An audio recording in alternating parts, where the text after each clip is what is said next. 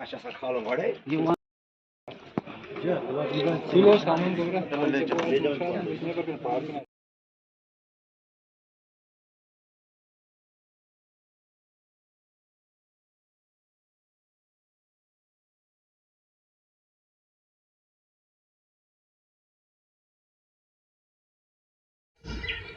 की press conference बुलाई है हमने। इसका मेन मुद्दा और मकसद जो इंसिडेंट 11 और 12 तारीख की रात को हुआ साधु नारा में, जिसमें एक नॉन लोकल लेबरर नेमली अमरेज़ जो बिहार के रहने वाले थे, उनको मिलिटेंट टू ने शहीद किया था। और उसके बाद इलाके में काफ़ी खौफ व हिरास का माहौल पैदा हो गया। काफ़ी लोग डरने भी लगे जो बाहर से यहाँ कामकाज करने आते हैं, फ्रूट के सीज़न में ख़ासकर। तो इस इंसिडेंट के बाद एक स्पेशल इन्वेस्टिगेशन टीम बनाई गई और इन्वेस्टिगेशन करते हुए आप मान लें कि महीने के लगभग अंदर ही हमने इस केस को सॉल्व किया। ये पूरा मॉड्यूल, टेरर एसोसिएट्स और टेररिस्ट जो इसमें इन्वॉल्व थे वो सारे गिरफ़्तार कर लिए गए। अभी तक इसमें 3 गिरफ्तारियां हो चुकी हैं और वेपन ऑफ ऑफेंस जो इस्तेमाल हुआ इसमें वो रिकवर किया गया।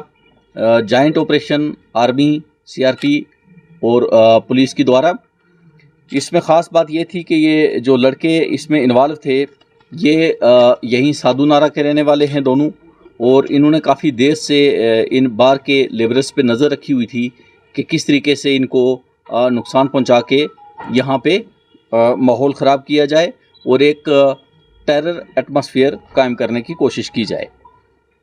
इसके अलावा मज़ीद ये भी मैं बताना चाहूँगा कि ये लड़के पाकिस्तान में जो लश्कर तोयबा के हैंडलर्स हैं उनमें ख़ासकर बाबर कोड करके जो हैंडलर है ये उसके टच में थे और उसी की ईमा पर इन्होंने ये काम अंजाम दिया था।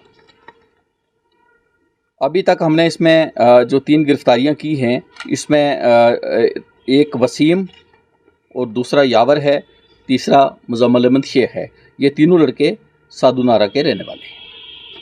और लीड बेसिकली इन्वेस्टिगेशन के दौरान हमारे पास जो भी वसाइल थे टेक्निकल और ह्यूमन, उन सबको बरूए अमल लाया गया और इसके अलावा काफ़ी लोगों को इसमें पूछताछ की गई, काफ़ी लड़के उठाए गए और आखिर क्लू जो हमें मिले उस पर काम करते हुए कुछ क्लू हमें मिले, कुछ फौज को मिले, तो उन सब तारों को जोड़ते हुए हम इस मॉड्यूल तक पहुँचे और ये केस हम क्रैक कर पाए।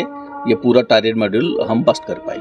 ये अभी तक की इन्वेस्टिगेशन में पहला टेरर इंसिडेंट था इनका, लेकिन जिस तरीके से इन्होंने हथियार अभी छुपा के रखा हुआ था ये किसी और टेरर इंसिडेंट की ताक में थे और इन्होंने अपनी क्वेश्चनिंग में भी ये चीज़ कबूल की है कि इन्होंने आने वाले वक्त में और कुछ टेरर इंसिडेंट इलाके में करने थे। रिकवरी इनसे एक चाइनीज़ मेड पिस्टल और कुछ राउंड और बाकी जो वहाँ पे मौके से हमें एम्प्टी कार्ट्रिजेस वगैरह मिले थे वो हमने रिकवर किए हैं। उनको बाकायदा FSL एग्जामिनेशन के लिए भेजा जाएगा। मैं नहीं समझता कि बांडीपुरा को कभी भी मिलिटेंसी फ्री करार दिया गया, बट इतनी बात ज़रूर है कि बांडीपुर ज़िले का कोई भी लोकल लड़का एक्टिव नहीं है।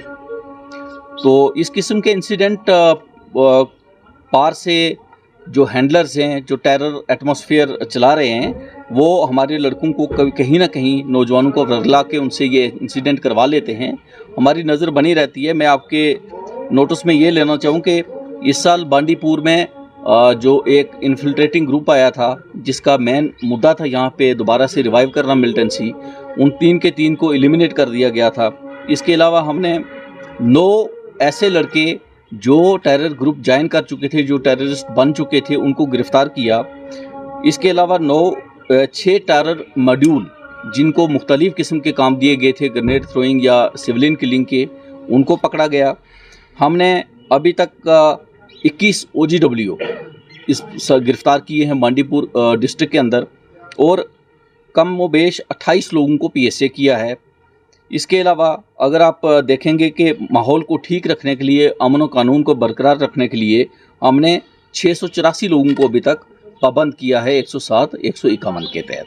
तो हम अपनी तरफ से पूरी कोशिश कर रहे हैं कि जो अभी बांडीपुर में एक माहौल बना हुआ है कि यहाँ का कोई भी लड़का मिलिटेंट रैंक ज्वाइन नहीं कर रहा, उस माहौल को बरकरार रखा जाए। हम उसमें